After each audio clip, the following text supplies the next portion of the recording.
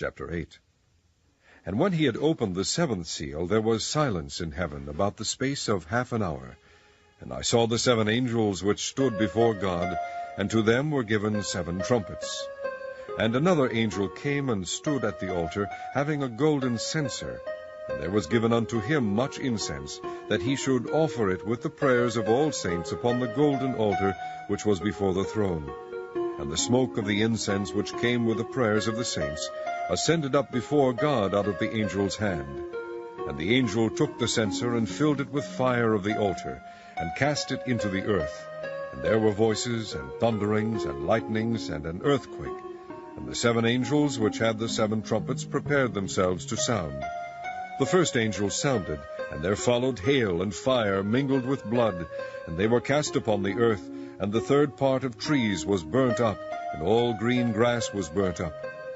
And the second angel sounded, and as it were a great mountain burning with fire was cast into the sea, and the 3rd part of the sea became blood, and the 3rd part of the creatures which were in the sea and had life died. And the 3rd part of the ships were destroyed, and the 3rd angel sounded, and there fell a great star from heaven, burning as it were a lamp, and it fell upon the 3rd part of the rivers and upon the fountains of waters. And the name of the star is called Wormwood, and the 3rd part of the waters became wormwood, and many men died of the waters, because they were made bitter. And the 4th angel sounded, and the 3rd part of the sun was smitten, and the 3rd part of the moon, and the 3rd part of the stars, so as the 3rd part of them was darkened. And the day shone not for a 3rd part of it, and the night likewise.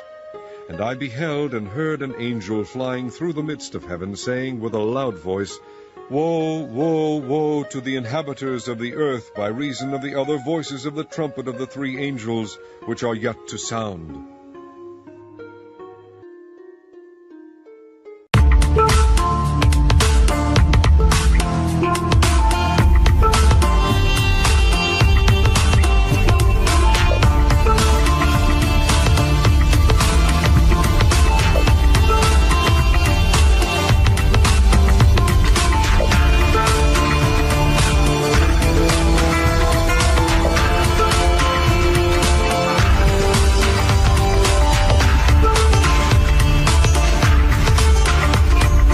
We have with us our old friend Richard. Richard's back to talk to us about Nibiru. Hey, Dr. Paul. Hey. Yeah, Nibiru. This is going to be an interesting one. This is the big one that can cause the end of the world. Yeah, does that have any credibility, do you think? Well, this story's taken a bashing. I mean, it's been around for years, and we're supposed to have had Nibiru hit us in 2012, 2013, 2014. I think we had another Nibiru for September, just gone this year, and we've got yet another Nibiru encounter March next year. So it's a bit of a tricky one, isn't it? Well, yeah. Is it a little bit slow coming in? Is it slowing down, or what's the story with its arrival? Well, this is the problem, you see, because everybody's speculating on this thing, and the amount of evidence that's actually turning up on the internet is not looking so credible, you know. And it's interesting to do a story about Nibiru because a lot of people just go ahead and say, to the end of the world, we're going to get hit by this huge heavenly body that's going to come in. It's going to tear off the surface of the earth. It's going to cause untold destruction. We're going to have meteorite showers. It's the proper end times prophecy. So this is the end of the world, or rather the end of an era, because this will change everything if this thing turns up. So I thought we'd look at a little bit of the story behind it, and we'll see if we can find any credibility. How's that sound? That sounds great, Richard. In the past 30 years, speculation's grown amongst astronomers about the existence of an extra planet in our solar system. Astronomers and New Age writers have thought of different names. Astronomers called it Planet X for the 10th planet, or unknown body. New Age writers called it Nibiru, Wormwood, the Destroyer. Now, Nibiru comes from the New Age mythology and is the name for the abode of the main god Anu. Zecharia Sitchin interpreted the story of Nibiru as ancient fact in his 1976 book The 12th Planet, and related it to translations of the ancient Sumerian writing. The most popular description is that Nibiru would be one of the planets circling a brown dwarf sun called Nemesis, which is part of our binary solar system and is the ancient home of the Anunnaki, Earth's fallen angels. NASA haven't ruled out that our solar system is actually binary and having a twin sun that could be less than a light year away. They do say 80% of the solar systems are binary and have twin suns, so it wouldn't be strange if we had one. The sun's described as a brown dwarf by Nibiru writers. It doesn't emit much light, it's very hard to see and can only be spotted at a distance with a high-power infrared telescope like IRAS. Accounts of Nibiru vary from smaller than the Earth to 7 times the size. Its orbit also varies depending on who you talk to, from 3,600 years to 250 years. The details are all over the place. Disinformation is everywhere. We've got false pictures, fake sightings, possible complete government cover-ups. Now, after Neptune was discovered, astronomers speculated there might still be another planet out there. Percival Lowell proposed the Planet X hypothesis back in 1915 to explain the observed irregularities in the orbits of Uranus and Neptune. At first, astronomers thought they'd found Planet X when Pluto was discovered in 1930 by Clyde Tombaugh, but they realised that Pluto is too small to explain the observed orbital perturbations of Uranus and Neptune. So something's pulling on those two planets. And this all started a new search for Planet X. Let's meet the guy who actually came up with the first set of interesting calculations for it. This is Dr. Bob Harrington. And Dr. Harrington was actually the chief astronomer for the US Naval Observatory. We're talking about the American military here, and they're spending money on this stuff. Now, this becomes a bit of an odd story because Dr. Robert Harrington, he went down there with an 8-inch telescope, and he was making some observations because he thought that he'd found Planet X. Now, the reason he thought he'd found it was because the orbits of some of our planets were being messed around with. So we've got Neptune, Uranus, and Pluto, and they call it its perturbation of the orbits. So in other words, there's some large other planet. This is how they found all the planets originally. They found the orbits were being messed around with, and they went looking for an object that was messing with the planetary orbits. So they went looking for another body, and Dr. Harrington noticed that we've got a bit of a problem with these other 3 planets. It's an amazing story to begin with, yeah. Yeah, absolutely. But wouldn't you know it, when he's completing his observations and he sent them off to NASA, he took a load of films, he made some celestial maps, he plotted the orbit of Planet X, he said he'd found it, and all those films went off to NASA and were mysteriously never seen again. Does this pistol fire the dart? Yes, it does, Mr. Chairman, and a special one was developed which potentially would be able to enter the target without perception. The poison was frozen into some sort of dart, and then it was shot at very high speed into the person. So when it reached the person, it would melt inside them, and the only thing would be like one little tiny red dot on their body, which was hard to detect. There wouldn't be a needle left or anything like that in the person. But also the toxin itself would not appear in the autopsy? Yes, so that there was no way of perceiving that the target was hit. Wow. We're really good at killing people, aren't we? We can give somebody a heart attack with a gun. Yeah, absolutely. This is scumbaggery at its best. Scumbaggery is right. We've got some of these notes actually that we can put on the website for people to have a look at, because I got all the original Dr. Harrington notes, or a report anyway, which talks about what he found. Now, so he disappears mysteriously, and then the trail sort of goes a little bit quiet. Now, I don't know if you've seen these on the internet before. Pictures. No, I've never seen that. Yeah, pictures of 2 suns. Very weird, isn't it? Very weird.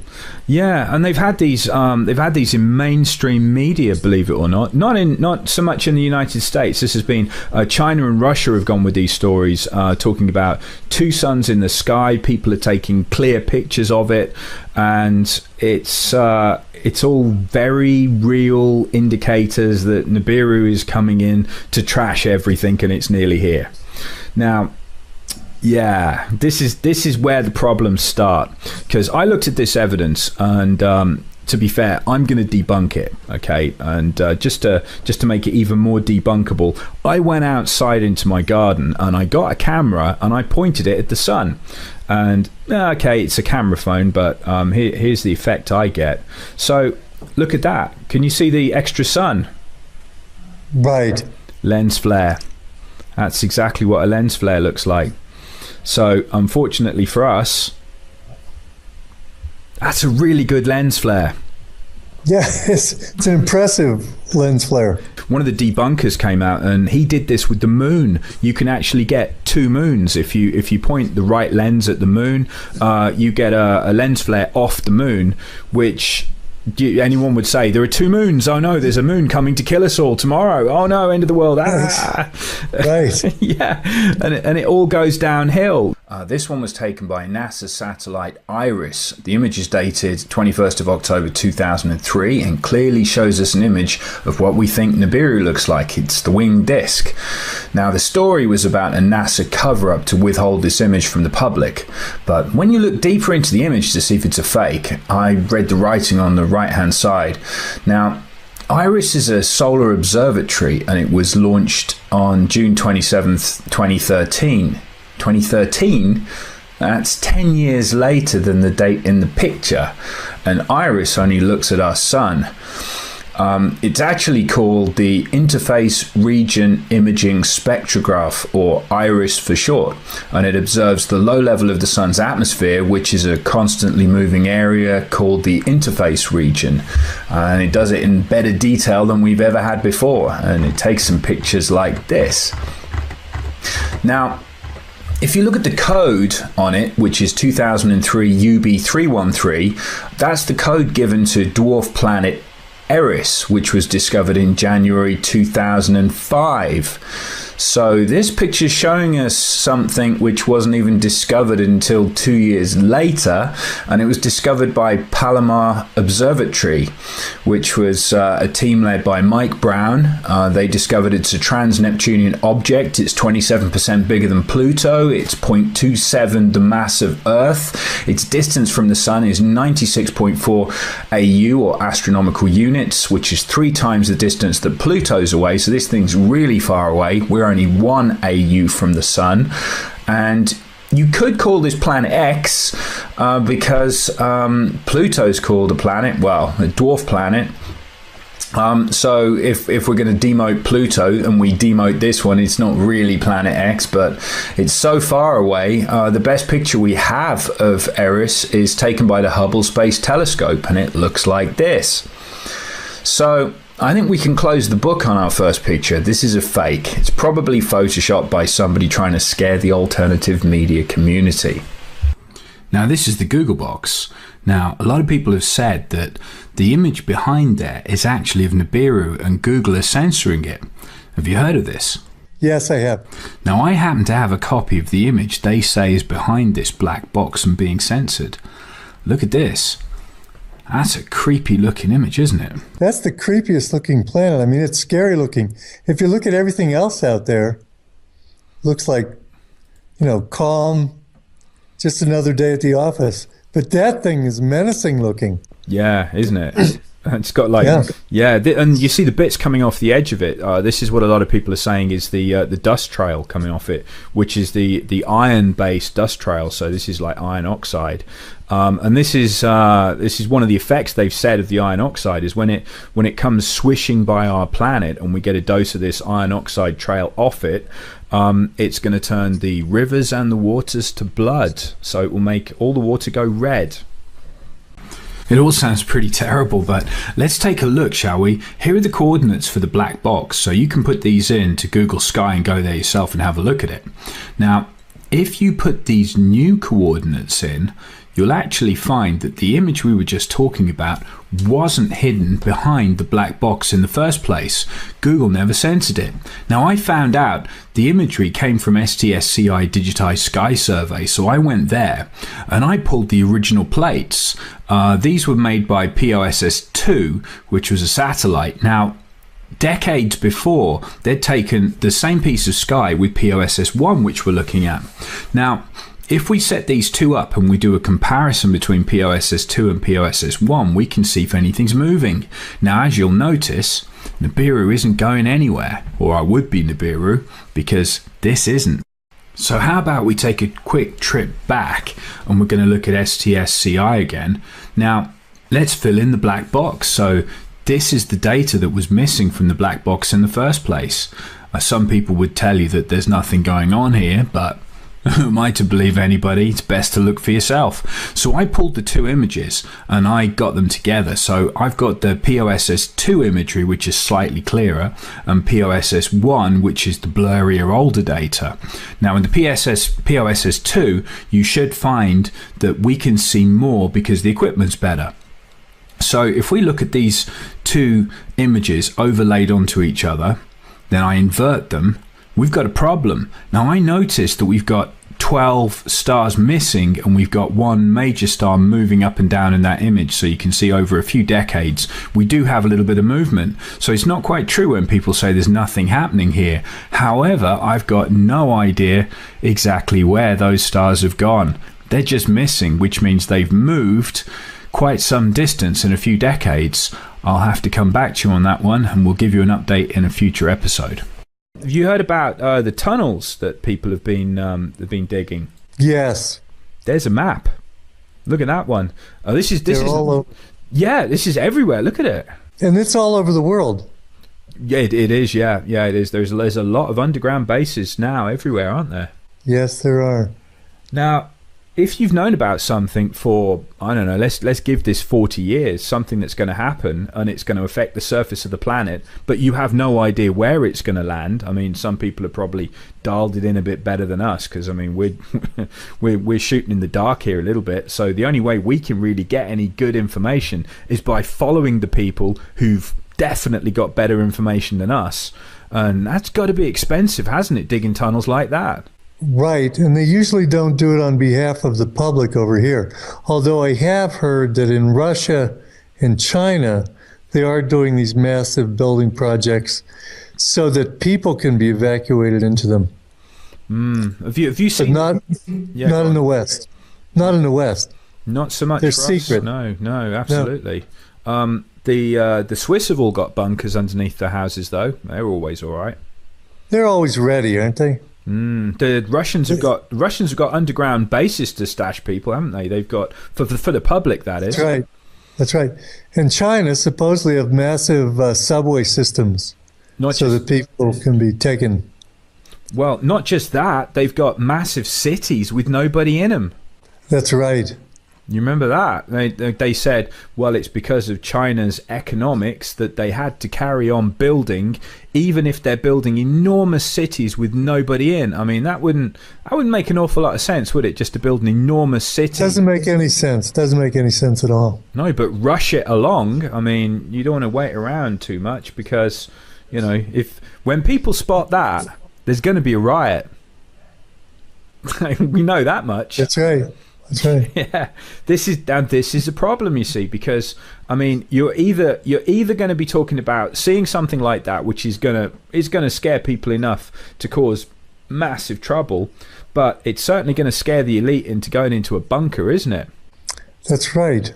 Do you remember the stories of all the FEMA trains? Right, FEMA trains to the camps with restraining devices, supposedly. Well, yeah. I mean, you don't know exactly what's going to be going through people's heads because you know all the end times prophecies. Right. Yeah, people are. I mean, don't you think that's going to be right up in people's heads when they say that's what's coming through, and we are in the end times, and by the way, we've got a load of diseases coming, and then they start reading from the Bible, and people start getting a little bit worried because it doesn't say good things, does it, in the Bible when it comes to the end times? No, you have to go through a lot of bad things, but it is a birthing. Supposedly, at the end, it turns out all right. Well, relatively speaking, yeah, I mean, you've got to go through Armageddon and stuff like that. I mean, right, you have to go through the tribulation, exactly. Yeah, which, I mean, the thing is, when this happens, there's going to be more to come. So if people are reading from the Bible, then there's the bad news that when this thing comes by, it's going to come by again. So this is where it gets really annoying. It's supposed to come back in 5 months and do it again. We have an object that's got a 350 year or so orbit, but this particular time it's going to just swing back unless we hit a tail or unless there's something following it. Oh yeah, this is like a comet tail. You know those wing bits coming off the side of it? Those are millions of miles long. Oh boy. It's going to be like someone's macing the planet. So it's going to... Wow. There's Russian troops in the States, part of the UN soldiers. I know they've got at least 20,000 Russian troops. Yeah, that's amazing.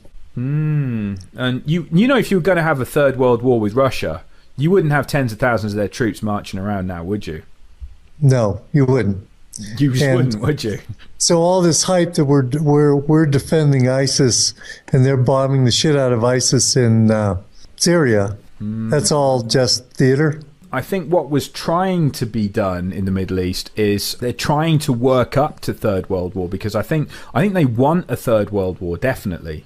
Because, I mean, if we're talking about the banksters here, they finance both sides, and war just pays so well. I mean, it's great for them. It's right. It's really good for business. And look at the military-industrial complex. They get to sell loads of weapons. And times aren't good at the moment. I mean, if people said that the economy's recovering in the States... I mean, how many other people would say that's just a massive lie? I mean, it's not looking great. You know, it's the stock market's been blown up again by the banksters, so it looks good on paper, but there's not really a lot of stuff going on there. And how many millions of Americans are on food stamps now? Oh, yeah, there's no jobs in the United States. Service industry is the only thing that happens there. Yeah. Tough times. Yeah, well, exactly. This is our biggest problem. So we've got all this going on, and got all the climate change, of course, because you know, they were very quick, weren't they, to say climate change is our fault. Well, right. Wouldn't it make you feel a little bit strange if I said that climate change isn't just on Earth, it's happening through the whole solar system? Yeah, some people say that. This is a chart going through solar activity. And do you remember we were talking about 12,000 BC when we had our little blip with the sun and the flood? Right. Yeah. Right. Well, if you look at the solar activity there, they've done a chart. They've had to dig up like earth cores and things to work out how much energy the sun was putting out, but they apparently put this together over tens of thousands of years here, and they've worked out that the sun is just as angry as it was about 12,000 BC, which is a bit awkward, because if you're going to play the Nibiru card here, Nibiru's got Nemesis, which is its sun that it's going around, which is creeping into our solar system, and what's going to get you more heat? Second sun's probably going to help, isn't it? Right. Yeah, and look at that. So if that was related to the original flood, like I was saying, when it whacked Tiamat, or if it came through and knocked out Ceres and created the asteroid belt, don't know. But either way, if something big turned up, that's looking similar to the last time something really bad happened, isn't it? Yeah. So this Nibiru has its sun following it? Effectively, yeah, because what NASA will tell you is that most solar systems are actually not singular solar systems, they're binary, which means that you've got a sun and then another sun. So there's two suns, and effectively they would be known as, there'd be two solar systems, but effectively going round each other kind of thing, you know? So they interact with each other, and they're binary solar systems, and they say 80% of solar systems are like that. What do you say? Actually, 80% is definitely going towards, we could well be, couldn't we? Right. Some people say we have a dark sun. We have a light sun, and then we have a dark sun just to be consistent with that model. If we've got a sun coming in that's got Nibiru going around it, it's coming into the solar system, and this thing's like a heater. Now, look at what's happened to Venus. See the picture? Right. From 1978, right, where that map of the tunnels was coming from in the 70s, look at that, to 1999, we've got a couple of decades here, and a 2,500% increase in green light coming off Venus. That's a lot of light, isn't it, coming off it? That's enormous. Right. And then look, rapid appearance of clouds on Mars. You know, this stuff is weird, isn't it? Yeah. And ozone appearing on Mars. I mean, Right. again, I'm sort of averaging it out here, but we've got a couple of decades here. And then look, 50% erosion of ice features. So Mars has got global warming. But before that, the photograph before that was from NASA. Now, NASA has got, isn't just an innocent research facility. It's got to follow up or make way for the normal narrative of the global warming thing.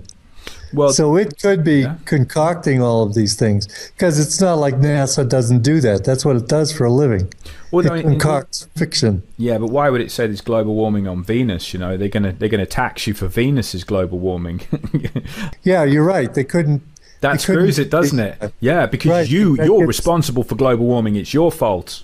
It couldn't. You're exactly right. It couldn't be taxed. Yeah, but get this though. You see, I mean, I've got a telescope that will take these pictures. What you're looking at there, I can take that, and you can't hide it. I mean, if you're going on about Jupiter and what's going on with Jupiter's white ovals, look at them changing. I mean, Jupiter's got, remember that the great big spot on Jupiter?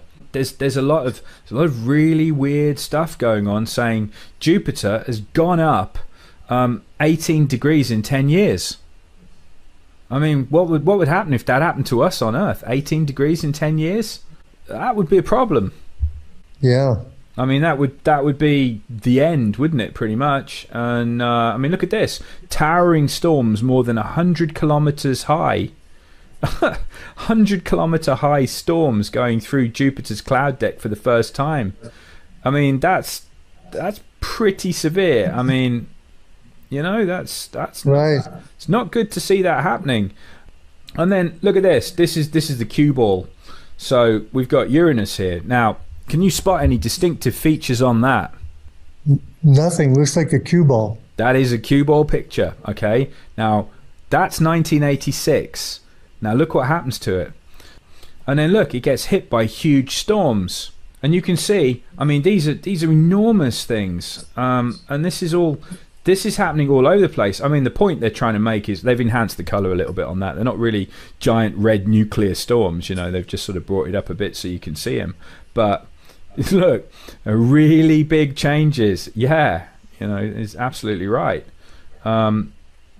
So that's a bit of a problem. Look at that, from 1996 to 2002. It's 40% brighter. That's not that many years now, is it? No, it isn't. It's almost as if that thing's closer to what's coming in, and they're getting a lot of changes because they're nearer to it than we are. Right. You see what I mean? Because they're much further out than we are in the system.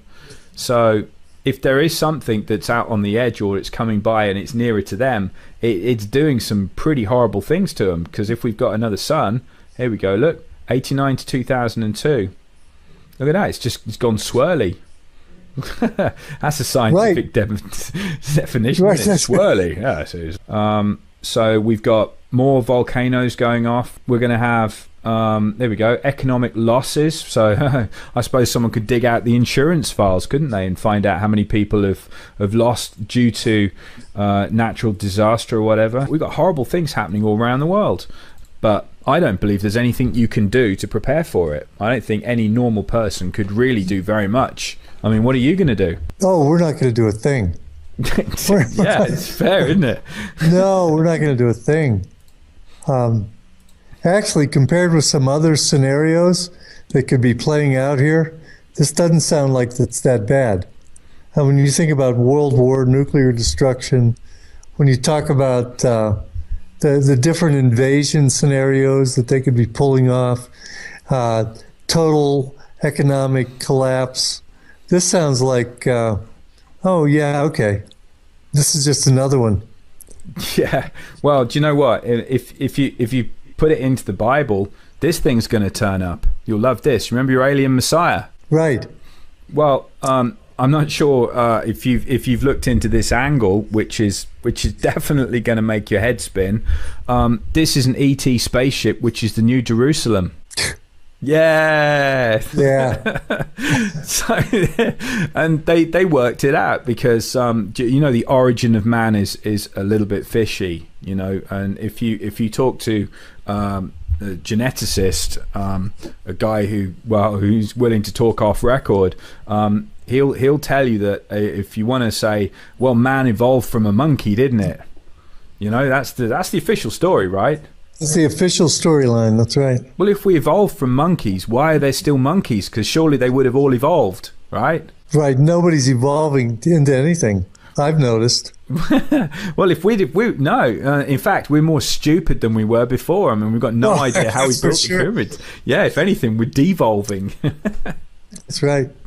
So, well, the good news for you, by the way, is you're going to have a nice ET spaceship come and get you. So we're going to have the New Jerusalem, which is going to show up. Notice the diameter where they said, my Bible knowledge is not great, but I think they were saying in the Bible that it was 1,300. I'm just reading off the screen here. You can tell I'm cheating. Right. But they said it was the same width as it was. It was the same length and width. Okay, so they worked out, this is one of the designs. Somebody else says that the New Jerusalem could be a pyramid as well, with a square base. But this could be like the snow globe kind of version of it, which would work as well. So 1325.75 miles across. So, I mean, people can look into this a little bit more, but I mean, how's one of those things going to show up? So is this pushing on the rapture? This is the other thing, because with all the deception and everything, alien Messiah, and you've got potentially the rapture, you've got alien spaceships or a giant ship coming down. Do you get on board? What are you going to do? Oh, I'm not getting on board of anything. So you got they've got the false rapture plan.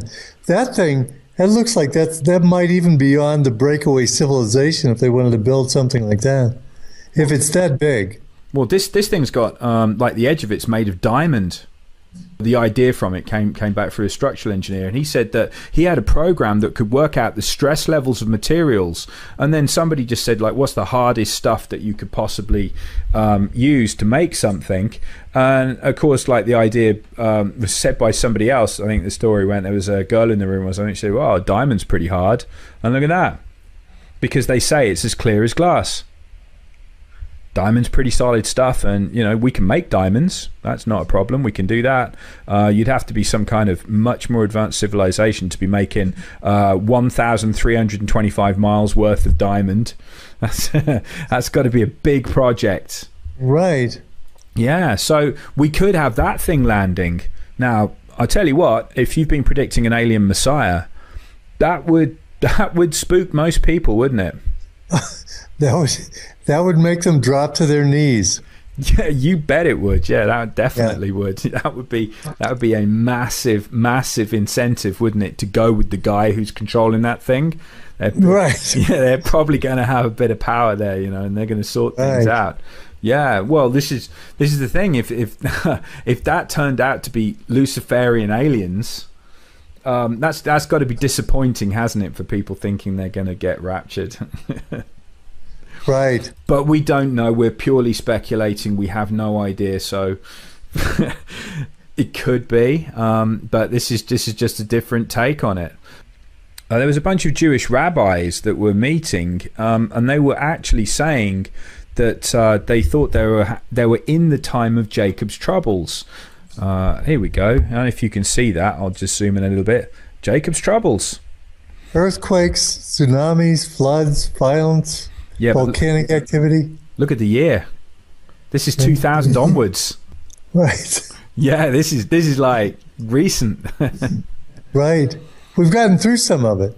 We have, and we've got World War III potentially starting. I mean, this is what some people in the military have said, haven't they? That in fact, World War III is going on, but it's a stealth war, isn't it? Everyone's got sneaky fighters, but is it really a world war? Are there enough nations involved to call it a world war?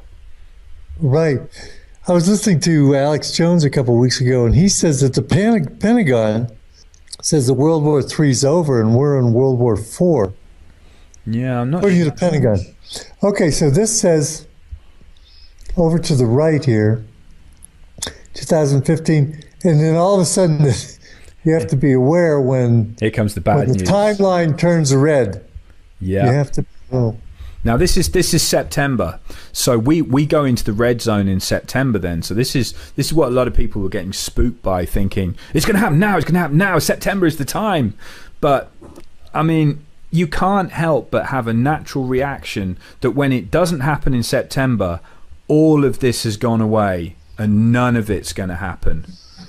Yeah, and you go, oh, thank God, it's all gone. There aren't really any FEMA camps or anything, and all the tunnels fell in. Right, we're all it's all gone. It's all just fear mongering, and we can all just go back to what we were doing. Yeah, go back to work. Yeah, it's all relax again. That's it. It's fine. That's right. Yeah, I mean, this is the problem, you see, because the twist that I'm going through in my mind is that all of this is a much slower arcing timeline. I mean, look at the years rolling by here on this. I'm looking at the 5 months, 150 days in the wilderness under his protection. That's right. Yeah. So this is the second coming stuff. So this is Jesus Mark II, or potentially Jesus's brother, could be. So Jesus might not return. It might be his brother, because Jesus was the first vessel. So there's been a bit of speculation on that one. And it's going to be a whole different thing, because this guy potentially is going to be doing some damage. So this isn't pacifist Jesus. This is going to be, well, let's just call him Christ anyway. So Christ's return. That'll be a good catch-all one. So we go into the red zone, and he should be back. So for people predicting second coming, I mean, this is it. This is the time. So this is as far as history goes, it's like going to Vegas, isn't it? This is really the interesting bit. Well, it looks like according to this, he returns in 2016 around maybe March, maybe April. Could be. Is that what it looks like to you? I mean, yeah, people have had all of these kind of dates floating around, and let's call these loose dates, okay? Because you know how some of these predictions go horribly wrong, usually always go wrong.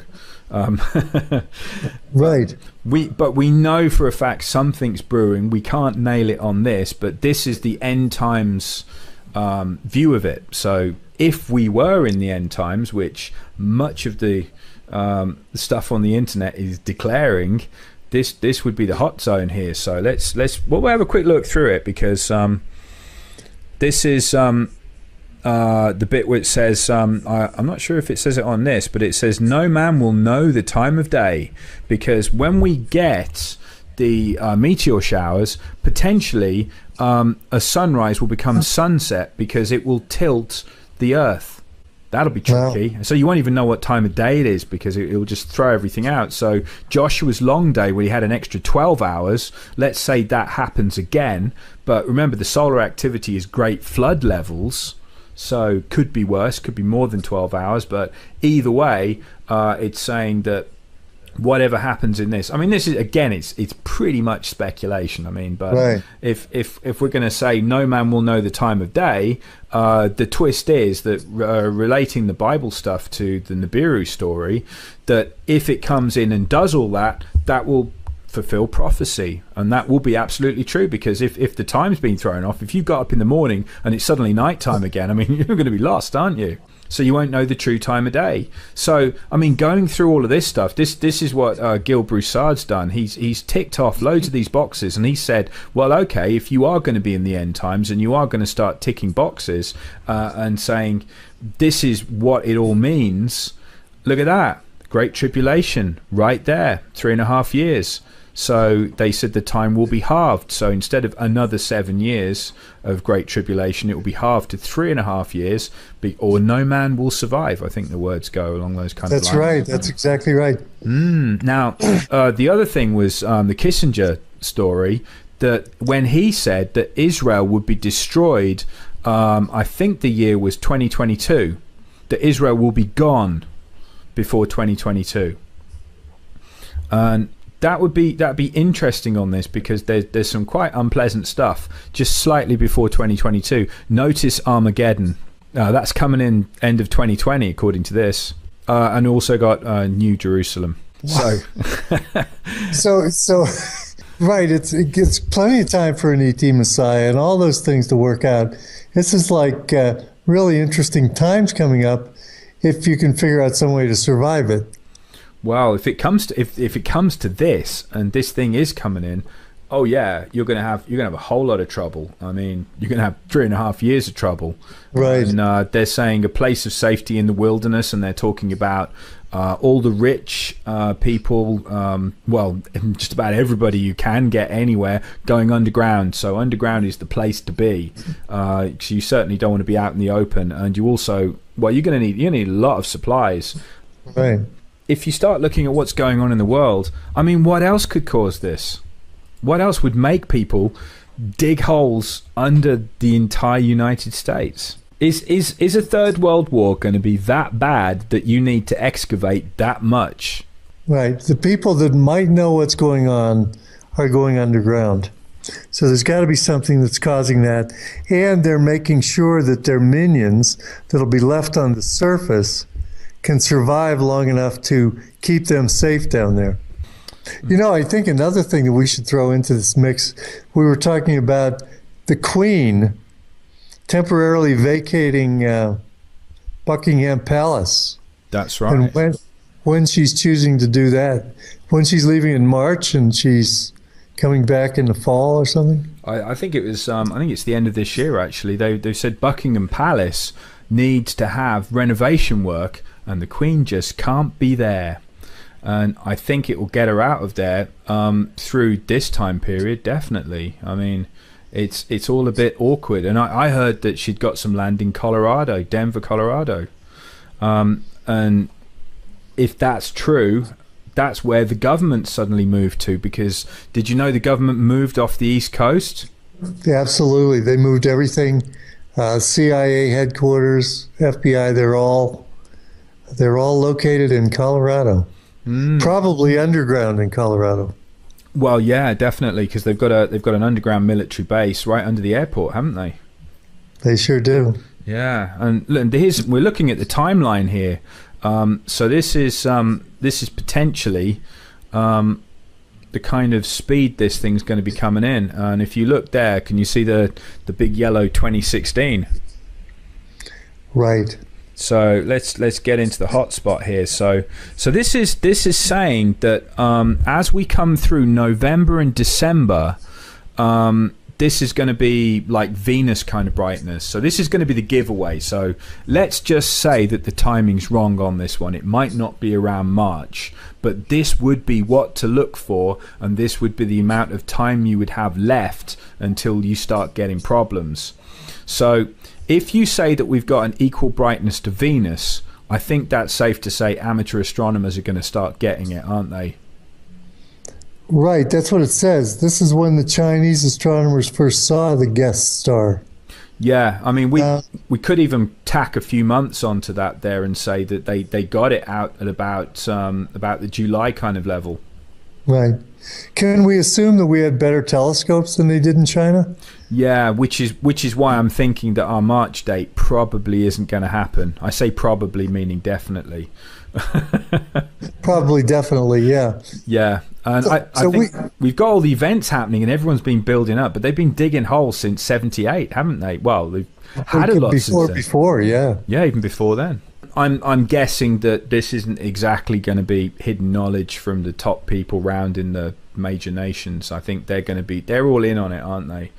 If this is a massive conspiracy and they all know that something's going to happen, I mean, we've got the underground stuff that's happened in Russia, we've got military movement all over the place, we've got Chinese cities hanging around with nobody in them that can house 30 million people, because they said that there could potentially be a 600-foot wave, like a giant tsunami. And was it? I think it was higher than that, actually. There's a giant tsunami that's going to take out the east coast of the States. And if that was the case, you'd want to be on high ground, which is why Colorado is a top place to be. The Chinese cities they've built are on high ground. I mean, this is all going back to the previous stories that have been floating around about all these odd places in the world where you've got safe havens underground, you've got bunkers for the elite, you've got places high up which can house millions of people around the world. It's just all a bit peculiar. But I mean, my money still is on it's going to be another miss for Nibiru in March. I think I can't imagine it. We would have seen it, I'm sure we would. Look at December. We've got the faintest stars visible in an urban neighborhood with the naked eye. That's 3 months, isn't it? Just about, if we're in between December and January. Yeah.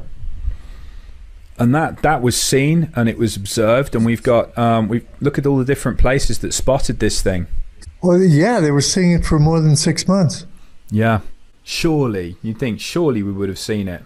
So I think it would be safe to say we should be able to call out March. But yeah, no, they saw it. If this is the same object, we can't really say it's dark and it's hidden and it's infrared and nobody can see it, because if this is the same object, they got it, didn't they? Right, and look at the places it's seen all over Rome, Baghdad.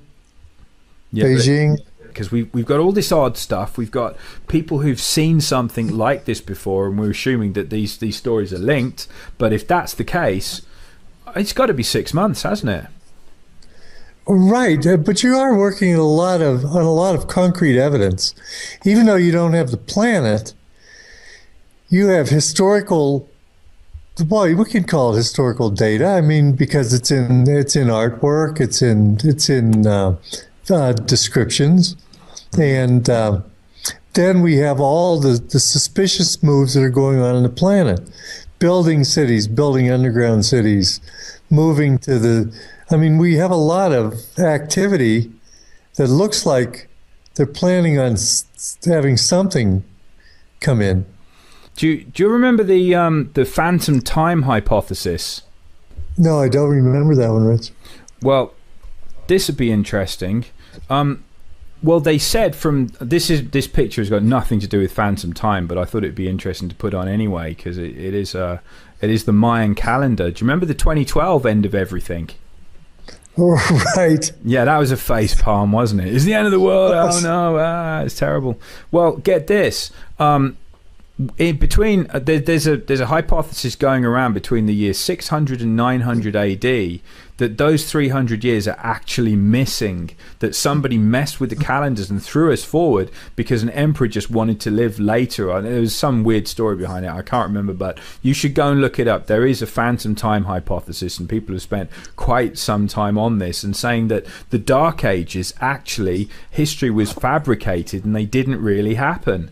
Now that'd be a real problem, because that would mean we haven't got to the end of the Mayan calendar yet. It's not 2012. We're in the year 1700 and something. Right. Well, a while back, when during the fall, I think I've told you this before, during the fall of the Soviet Union, the teachers were told absolutely what they had to teach. But after the fall of the Soviet Union in Russia, they decided to only teach what was real. And so they hired a group of mathematicians and scholars, and they wrote a series of books called History, Fiction, or Science, which I got the first volume.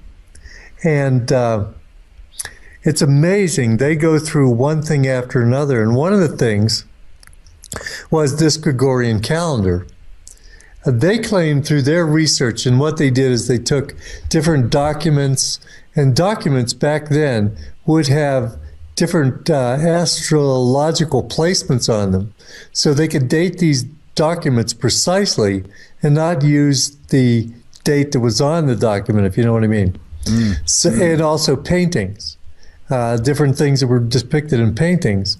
And they could more accurately get a timeline. Well, they discovered, they say definitively that if Jesus came, he came only 1,000 years ago, and that Judaism started 200 years before that, and that the Mayan, the Gregorian calendar set everything up, created the Middle Ages, created all these different things that we call history.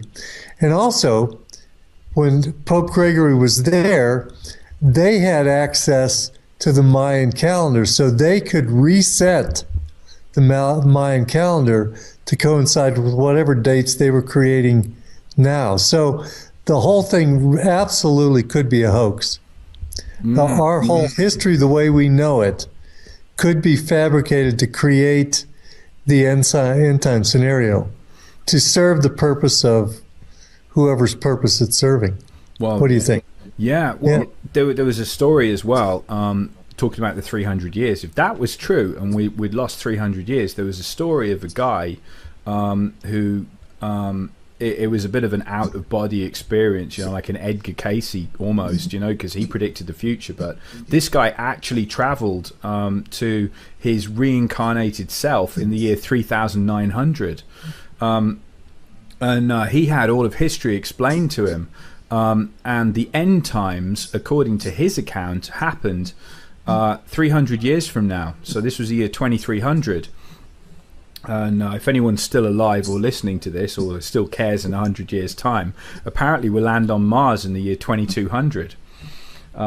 So the end times come in the year 2300, when population of the Earth has got so high, because it doesn't look like it's going to stop growing, does it? And we're gonna hit the limit where we have food shortages, and these are the end time prophecies coming in saying there's going to be a problem with food and everything's going to go wrong. We're going to get the war coming and everything, and you know this was described to this guy as the year 2300 or thereabouts. So I can't remember the exact dates, but it's about 300 years away. I don't care because I won't be there for it unless I. Well, 300 years away, that would coincide with the next returning. Well, look at this. This is the Mayan calendar. Do you see those things all around the edge? Yeah. Do you remember the original, the paintings that we saw, which looked a bit like that? Yeah, look at that. Yeah. Look at that. That's amazing. Now that's creepy, isn't it? Because if that's showing every time it's come round, this is irregular, isn't it? Right. Yeah, you know, the Mayans have got this in a few times. So if this is coming round, and look at the top one, I mean, there's something meaner at the top. So I don't know if we've got 300 missing years and it throws this back to 2300. Maybe the 2012 stuff was all just to blow it off, because in 300 years, are you going to be looking back at the Mayan calendar? I mean, that's ancient history, and it never happened, did it? No, it didn't. No, the Mayan calendar was a huge miss. It wasn't the end of the world. I mean, it could have just said it's the end of an era and there'll be a new era. But if we're all running out because all our calendars are wrong, I mean, that just throws everything out, doesn't it? I mean, even trying to correlate in history, it's tricky. But you know, if we've got some decent accounts of bits of history that haven't been messed with, and we're only talking a few hundred years back, and this thing is the same object as we saw only a few hundred years ago, well, we could have a problem. But we just don't know, do we? There's evidence scattered everywhere, but it's thin, isn't it? Right, exactly. It's all guesswork. And the most interesting thing is we don't really have any pictures of this.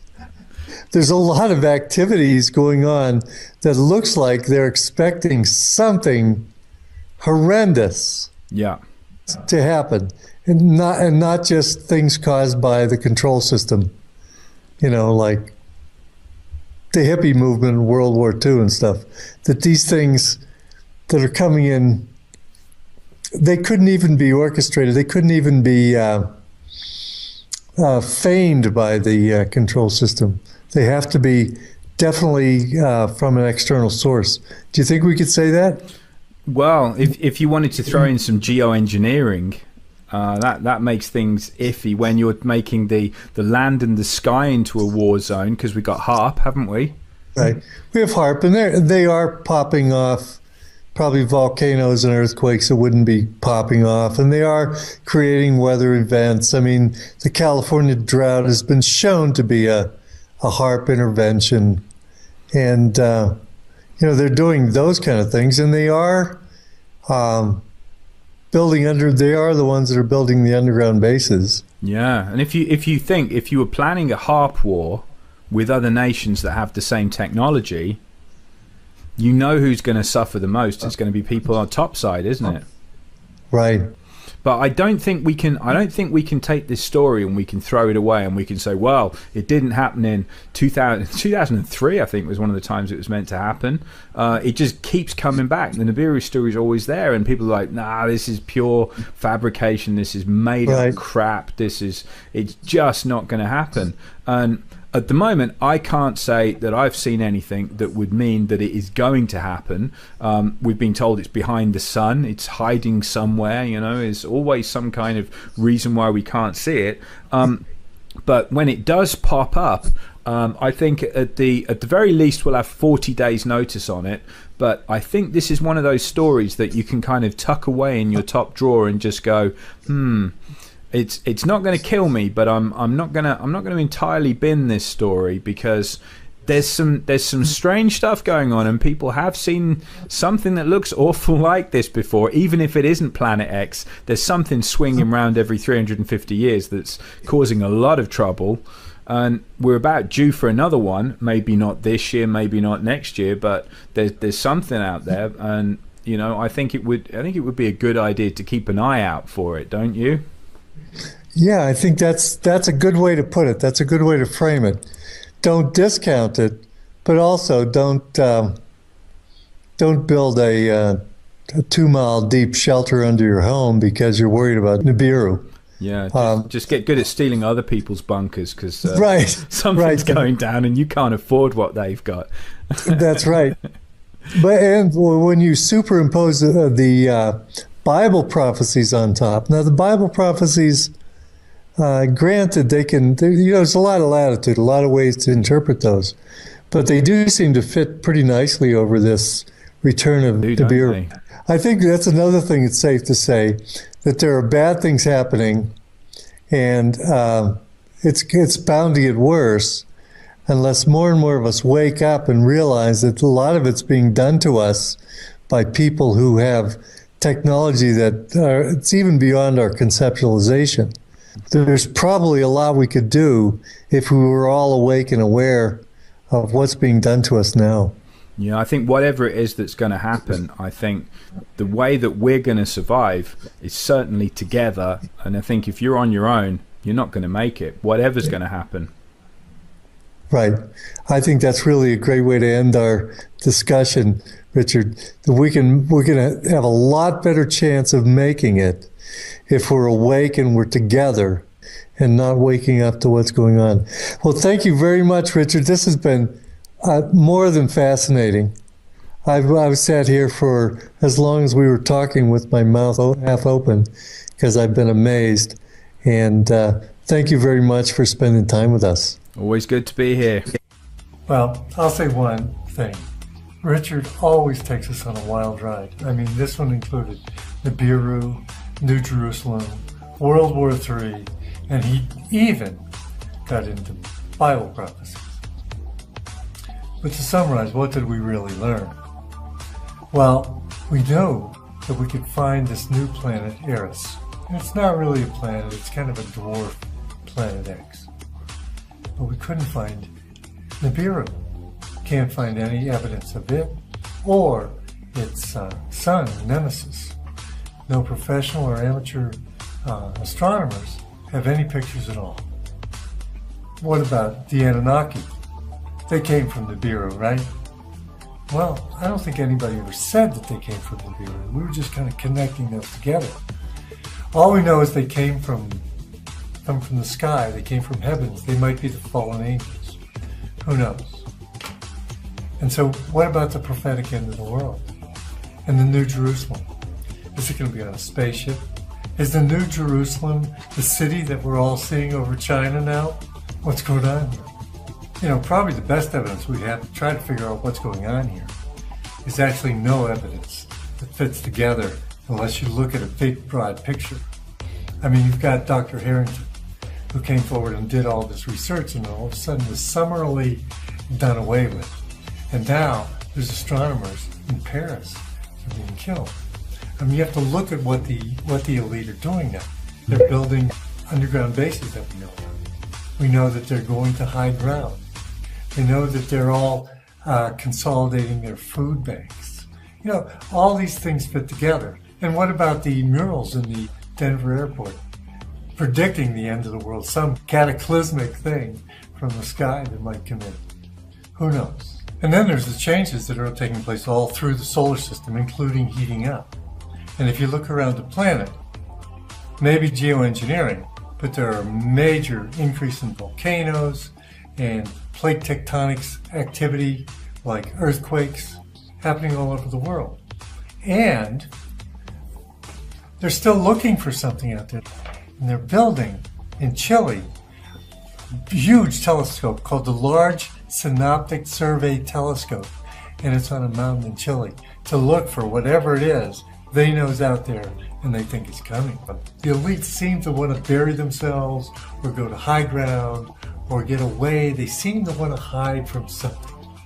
And we were speculating that one thing that they might be wanting to hide from is us. Because we're waking up, we're finding out who they are and what they're doing. And you know, their judgment is way overdue. So let me leave you on that note.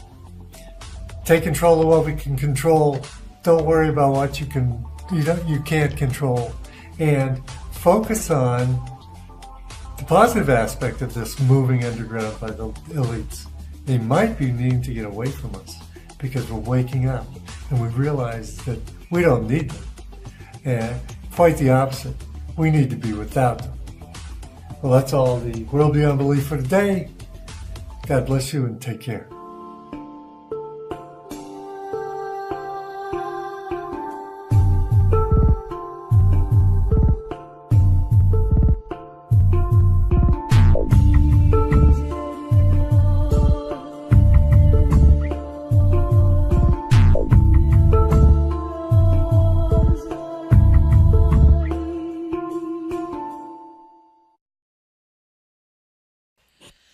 Hello YouTube newsletter subscribers, this is Terrell from Terrell3.com, and I received an interesting email and I want to make a video response to it.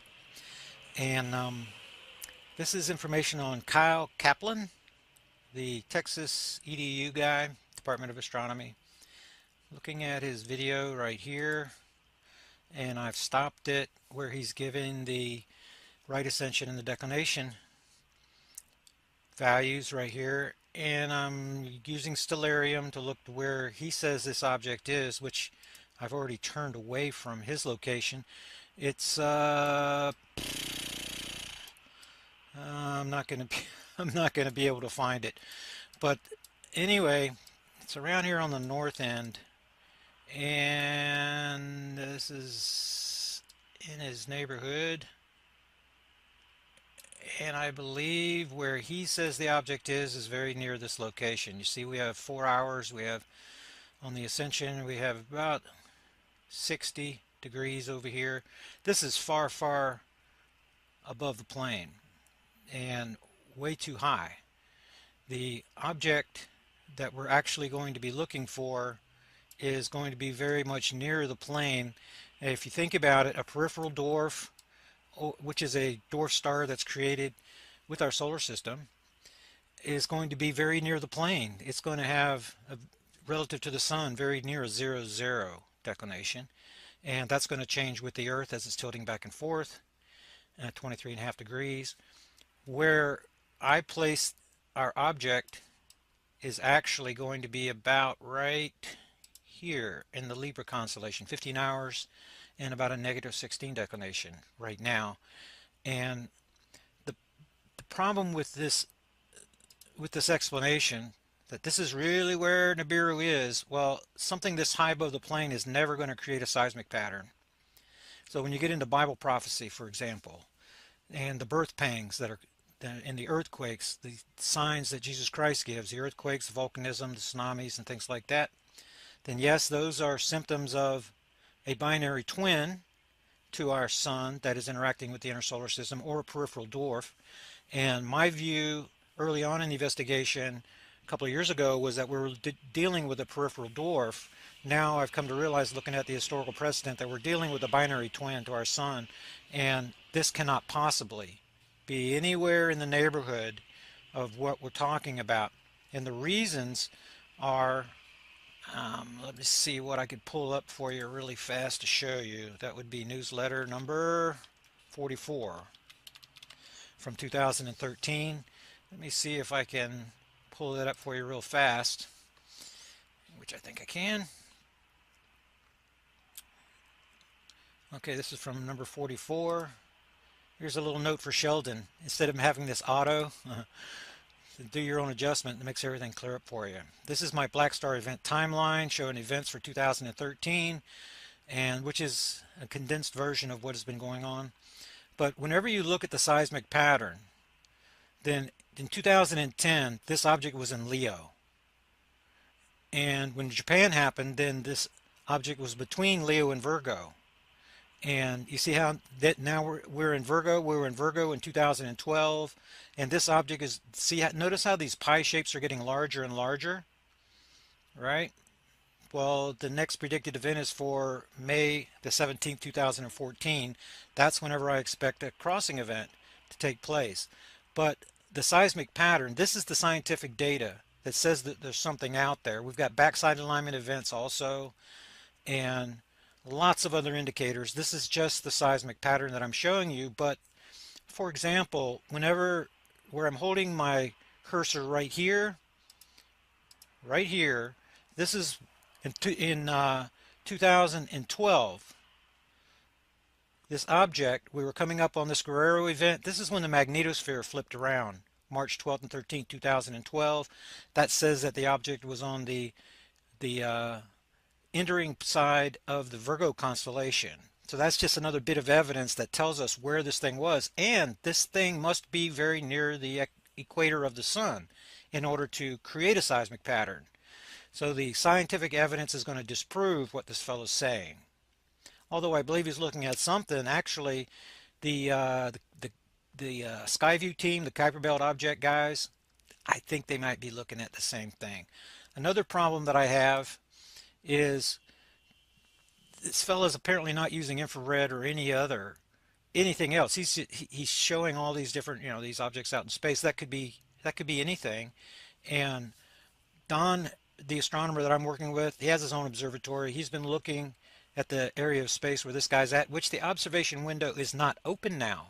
We are just now making the 90-degree angle to be able to open up the observation window into where I'm trying to look in the Libra constellation. So nobody can go out there with a telescope and look at it right now, not a ground-based telescope. That opportunity is opening up for us soon, but it's just not there yet. But whenever it is, we're going to be looking at it with infrared equipment, and we're not going to be able to see it. We haven't been able to see it on previous orbit cycles.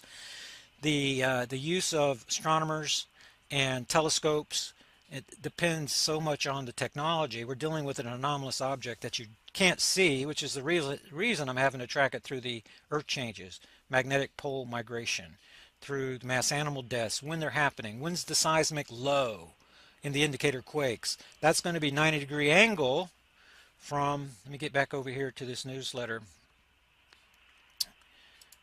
You see, when you draw a 90-degree line from these are alignments. This is what's happening on the alignment. Notice the colors. So if I have an alignment in green on the front side, that bends around because we have to add days because this object is moving faster and faster left in the orbit diagram from our perspective. Okay, but when I draw 90-degree lines out, I'm finding outside orbit position. In other words, where Earth comes into alignment on the backside, and then a little over 90 days later, we're going to outside orbit position, representing the seismic low. So that is clearly identifiable, very predictable. We're coming to the seismic low right now around February the 1st. Okay, so now the uptick period begins and we start this whole cycle again, and rather than Iran on 4/9 last year, we're going to be adding more than a month, where back here, whenever in 2010, I was only having to add 11 days to find my next event. This Japan event I predicted for 3/15 happened on 3/11. I was a little bit off, but my estimates are getting closer and closer now. I'm understanding more and more about what's happening here. And this predicted date, I do not know if the black star is here. I don't know that it's going to cross Earth orbit path, but that's what the indicators are saying.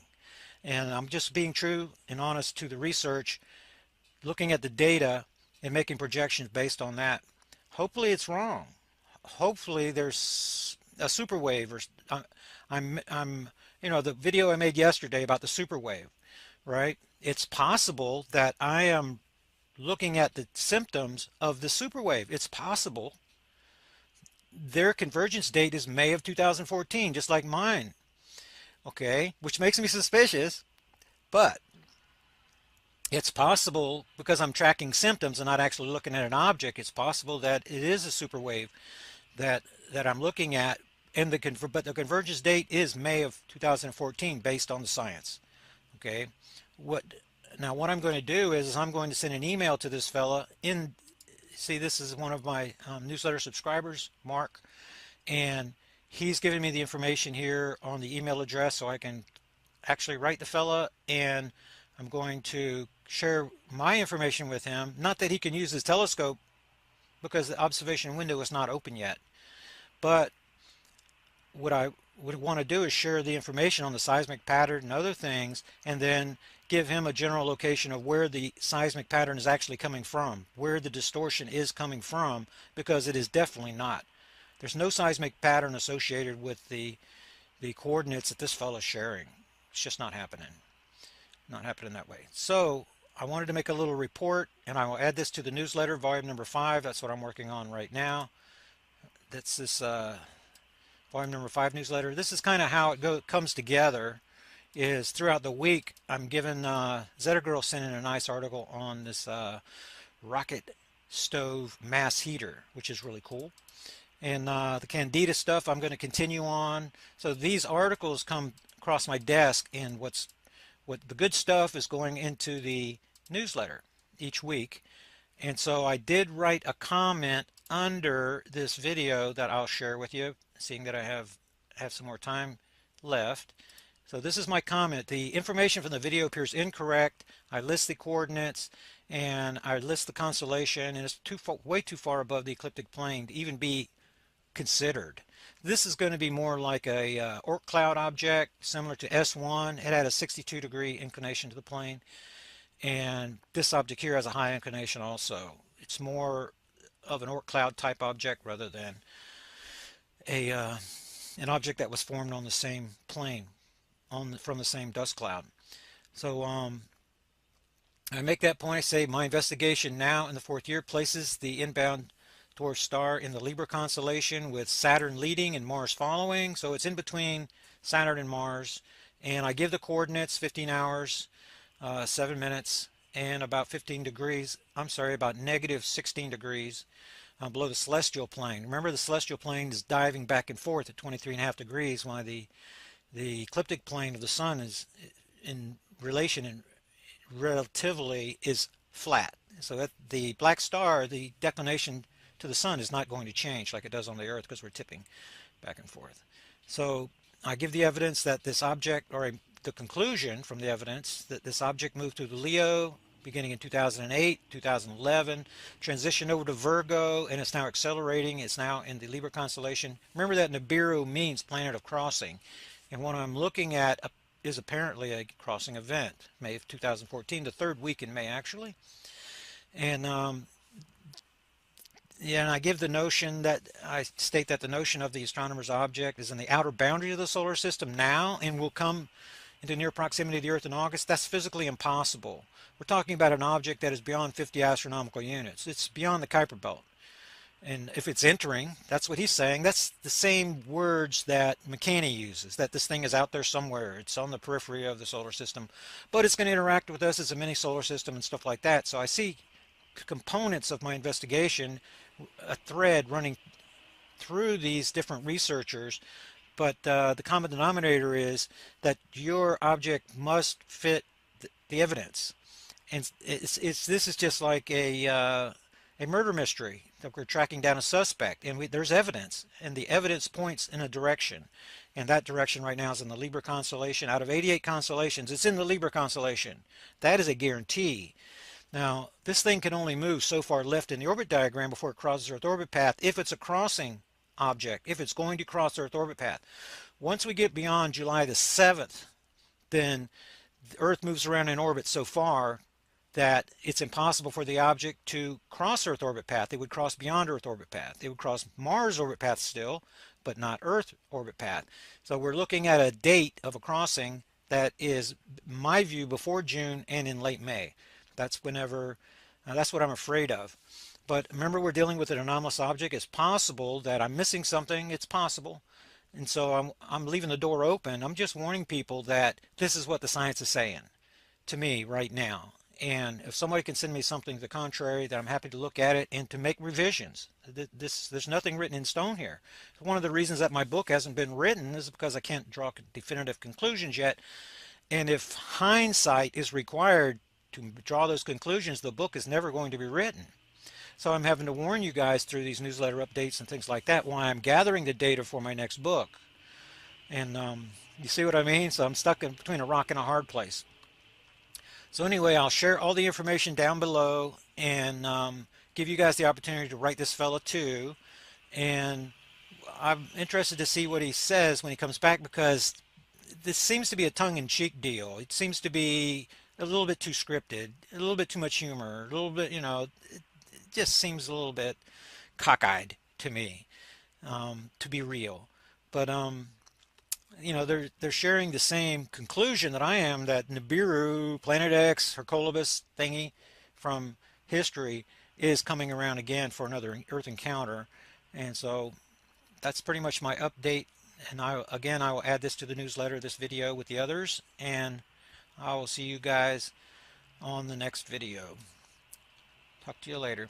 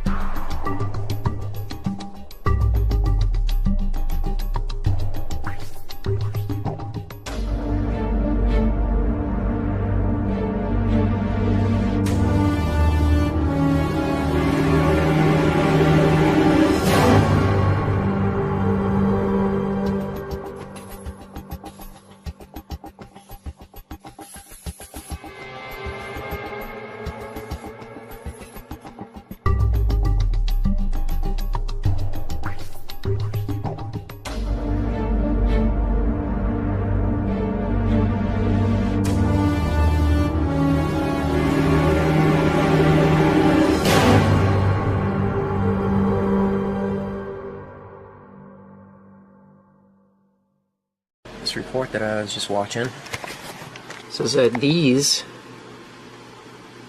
are being reported all over the United States. Not really getting good color there. It goes from like blue to reddish orange to yellow. Now, I knew this was going to happen. I knew we were going to start seeing crazy meteor showers on account of last year when Elenin, extinction level event Nin, aka Nibiru, the winged planet, when it flew through our solar system. This is what it looked like. And but it's a different characteristic of the sky, and you're also looking through a bunch of space there, but you can see that it goes from like, this is more greenish, but you know, the sky looks like it was kind of green to like reddish orange to yellow. So whatever this thing is made of, that's what's these meteors right now. I'm gonna start this back at the beginning to show you how far off this is. That's a really good zoom in. That's it right there. So I mean, it is way out there. It is way out there in well, it was way out there in space. They say that this video was taken in August 27th of 2011.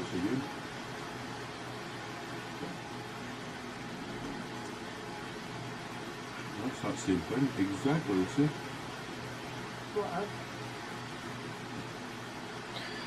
That's it. So, I don't know, the Earth is going around the sun like this, right? And this was way out there in space in August. And you know, these fireballs, they're apparently kicking off. Whatever this thing is made of is just, you know, whatever it's made of is just flying, being kicked out into space. And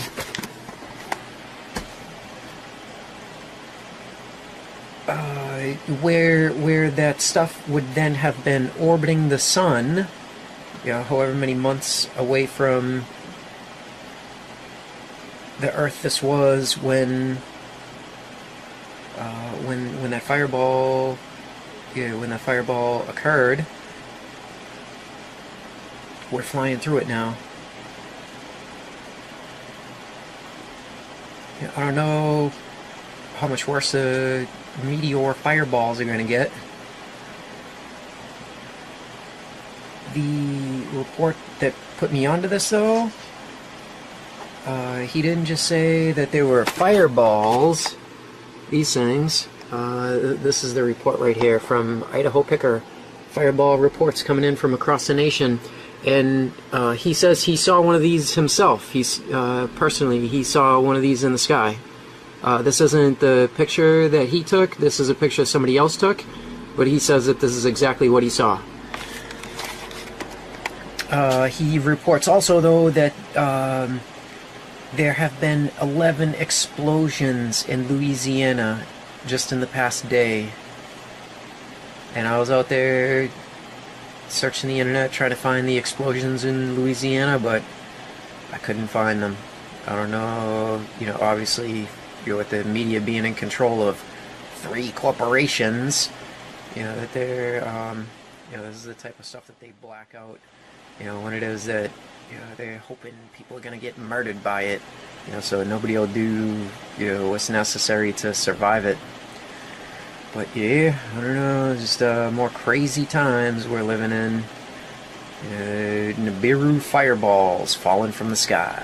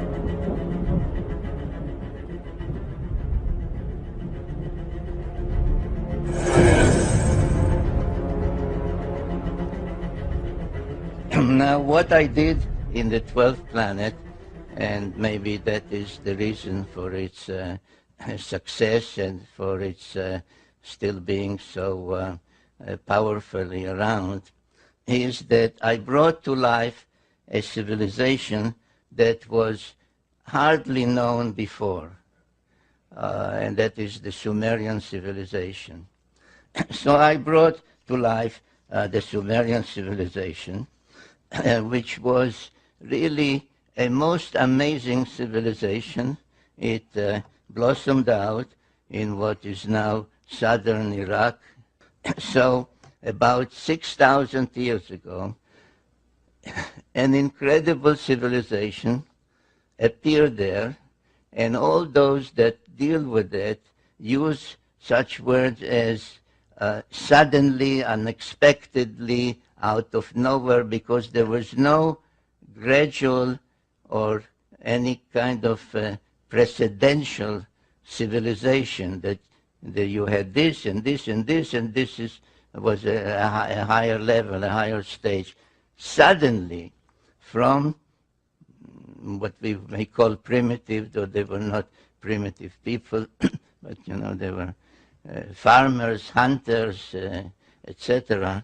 But suddenly there appeared cities, high-rise buildings, societal organization, kings, priests, codes of law, literature, art, music, musical instruments, all of that within a very short period, appeared about 6,000 years ago. But I want to mention tonight at least three of their firsts. One is writing.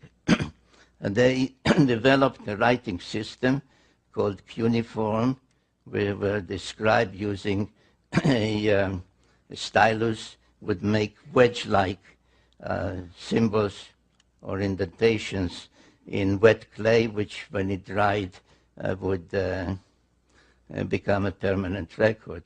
But let's say that this is a clay tablet, and I once held up a copy of my book, not this one, this DVD, and I said, which one of the two do you think would last another 1,000 years? The printed book or the clay tablet? And the answer is the clay tablet. So we have writing, which of course meant a language and grammar and literature and epic tales, and lullabies were written down, recipes. So writing was one of them. Another thing was pictorial depictions. They took stones, mostly semi-precious stones, and made cylinders about an inch or so, sometimes longer, but basically about an inch, a cylinder of an inch, and would engrave, and nobody has figured out to this day how, in this hard stone, they would make an engraving in reverse, like a negative, which when rolled on wet clay would become a permanent depiction, the way we say print our presses, the rotary presses now, the newspapers. And the third thing that I would like to mention and stress this evening was the high-rise buildings. They were the first to use bricks and to build high-rise buildings, like stage pyramids that would rise 100, 120, 160 or more feet high.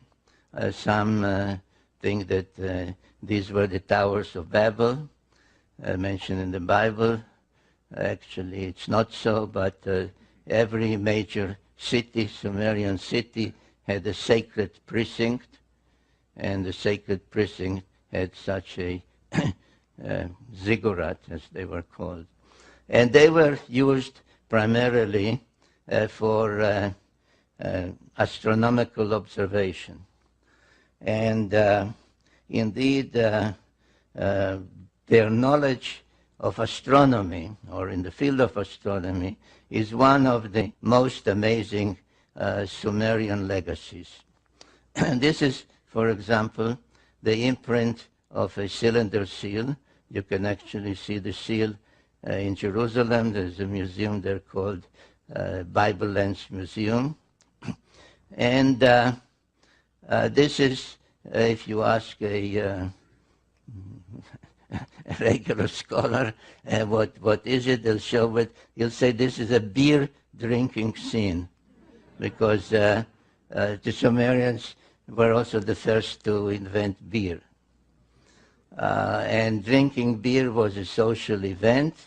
You can see people are coming to participate in that. And beer was drunk through a straw. The way I understand in, say, in Latin America or in Argentina, they drink mate tea with a straw. But as many other cylinder seals, they were decorated with celestial symbols. And if you study this one, you find out that it depicts the sun, it depicts the earth and its moon, it depicts what we call the asteroid belt, which is a belt orbiting between Mars and Jupiter, and nobody knows, or nobody, I mean, I say nobody because I do. Others claim they don't know how it came about. It's the remains of some planet that was destroyed, exploded, except that if a planet explodes, the pieces fly in all directions, and in this case, they orbit like a belt between Mars and Jupiter. So you also have Mars and Jupiter. Here's Jupiter. You have the asteroid belt, which we have discovered only in modern times. And beyond Jupiter, you have Saturn and its rings, which we did not know about until the invention of the telescope. Now, this cylinder seal is from about 2000 BC, from 4,000 years ago. So this is an example of the amazing Sumerian knowledge in astronomy. But there is even one more amazing cylinder seal, which caused quite an uproar at the museum where it's kept. It's in a museum in Berlin at the time when I